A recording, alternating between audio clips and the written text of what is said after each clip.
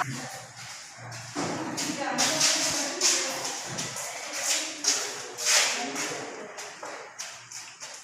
हैं बच्चों? I hope सब घर पर होंगे। और हम लोगों ने जो पहल की है इससे आपको निश्चित रूप से लाभ हो रहा होगा। प्रतिक्रियाएँ अपनी देते रहा करें ताकि पता चलता रहे कि कहाँ तक हमारी बातें बच्चों तक पहुँच पा रही हैं।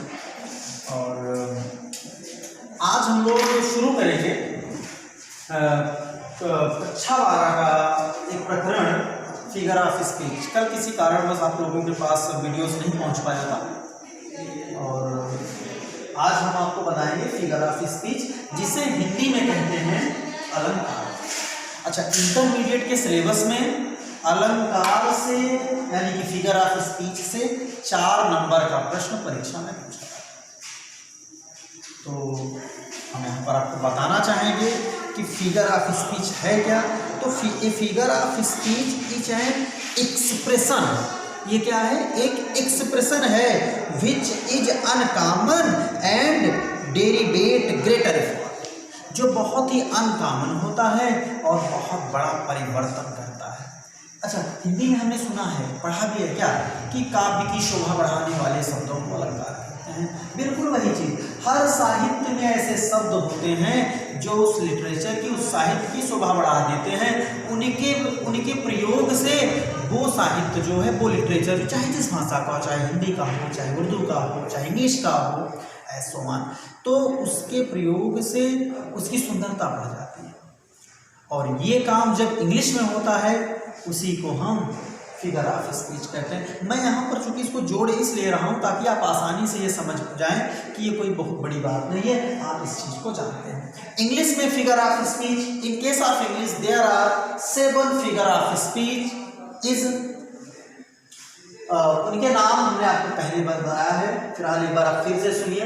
उनके नाम है बेटा सिमिली। क्या है? सिमिली। दूसरा हो सकता है मेटाफर, तीसरा हो जाएगा आपका पर्सनिफिकेशन, चौथा अपास्ट्रॉफी, पांचवा ऑक्सीमोर, छठा हो जाएगा आपका हाइपरबोल और सातवां हो जाएगा आनामोटापोल। हमारे साथ आप एक बार गिनिए कौन कौन से हो सकते हैं। सिमिली, दूसरा मेटाफर, तीसरा पर्सनिफिकेशन, चौथा ऑक्सीमोर, पांचवा कौन सा हो जाएगा? पांचवा आपका हो जाएगा अपास्ट्रॉफी, छठा हो जाएगा हाइपरबोल और सातवां हो जाएगा आनामोटापोल। तो पहले की चर्चा करते हैं। पहला जो फिगर ऑफ स्पीच है वो है सिमिली। सिमिली को हिंदी में हम समझ सकते हैं उपमा अलंकार कहते हैं। तो सिमिली क्या है?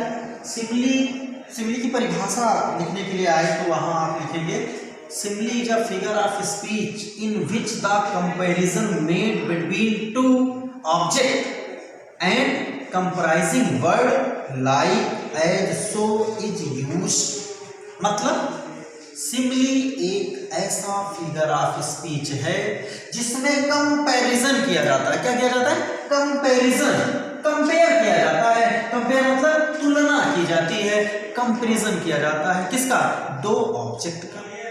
And comprising word like as so used, और तुलनात्मक शब्द बेटा लाइक एज सो का भी प्रयोग किया जाता है। यानी ये एक ऐसा फिगर ऑफ स्पीच है जिसमें तुलना की जाएगी, कंपैरिजन किया जाएगा किसका?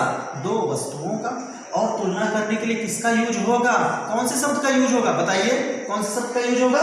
लाइक का यूज होगा। और किसका होगा? एज का होगा। और किसका होगा? सो। कैसे? Let us take example. पहला एग्जांपल हो सकता है life is like a dream. क्या हो जाएगा? Life is like a dream मतलब जीवन क्या है? जीवन स्वप्न के समान है।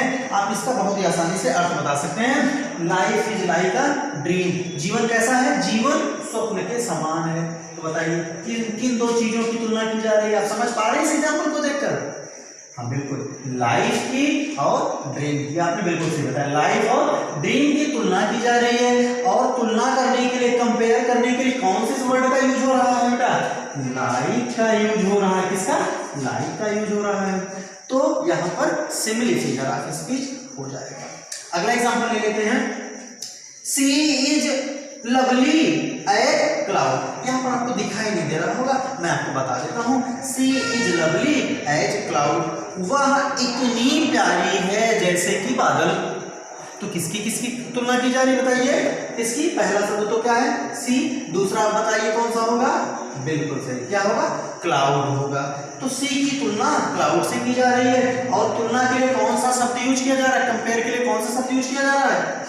एज का यूज किया जा रहा है। तो ये भी हमारा क्या हो जाएगा? फिगर ऑफ स्पीच सिमिली में जाएगा।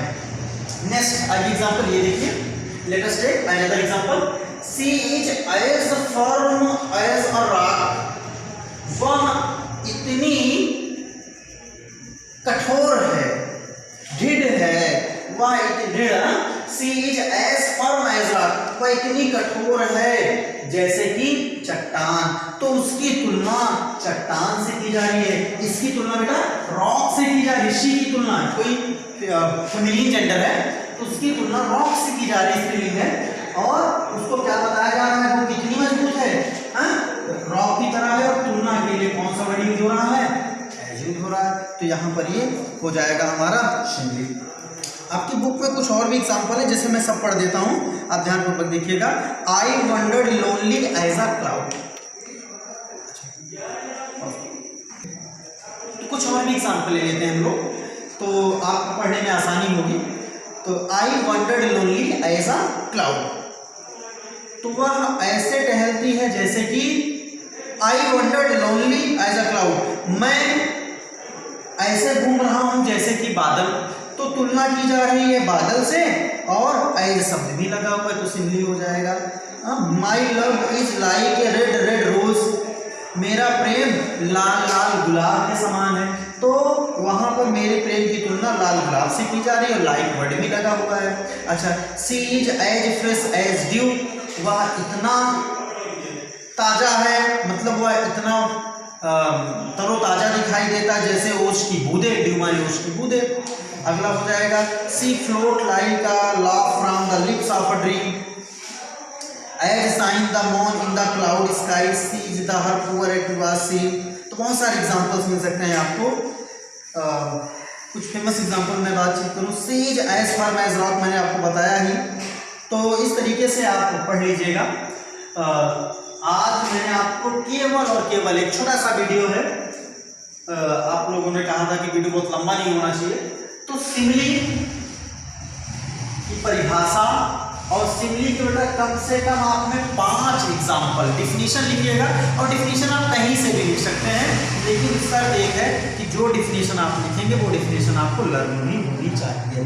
तो सिमिली की एक डिफिनीशन और 5 एग्जाम्पल, जो आपको सबसे सरल एग्जाम्पल लगे वो आप लिखिएगा। आप अपनी किताब की भी मदद ले सकते हैं और हमारे पास प्रेषित कीजिएगा। हाँ, कल के लिए बहुत एक्साइटिंग जो है क्लास होगी। कल हम आपको सिंथेसिस ग्रामर में पढ़ाएंगे, तो बिल्कुल आप देखते रहिए और बने रहिए, घर पर रहिए, सुरक्षित रहिए। धन्यवाद।